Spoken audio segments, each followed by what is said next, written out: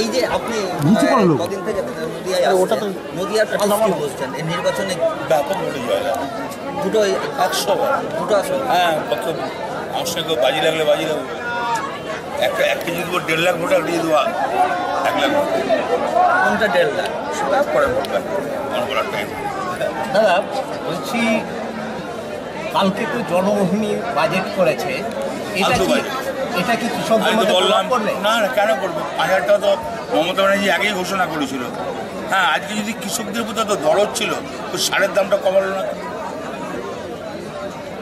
কেন? যদি সারের দামটা কমাতো কৃষকরা খুশি হতো। বলুন না ভুল বলছি না ঠিক বলছি, যদি সারের দাম 50% করতো মানে খুশি হতো কৃষক। এর আগের প্রতিশ্রুতি যে 15 লক্ষ টাকা দেওয়ার মতো এই বাজেটকে সেই রকম বিজেপি তো বলছে নদিয়ার 2টো সিটি পাবো। পাগলে কিনা বলে ছাগলে কিনা। দাদা আজকেও দেখলাম লাস্ট বক্তব্যে আপনি পাচন দাওয়া এটা দিলেন। এটা তো উর্বর জমি চাষ করতে হয়, পাচন তো লাগবে।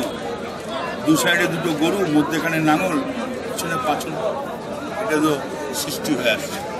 তাহলে কি নদিয়ায় নেক্সট ইলেকশনে পাচন দাওয়া এটা দেখা যাবে? 100 বার দেখ না, কাল থেকে আরম্ভ করুন না, কি অসুবিধা আছে? চাষ করতে গেলে পাচন লাগে, প্রবলেম কি আছে? আপনি প্রথম যখন নদিয়া এলেন আর এখন সাংগঠনিক প্রতিযোগিতাতে অনেক বেশি খুব আগেও ভালো ছিল, এখনো ভালো আছে, কোনোদিন অসুবিধা ছিল।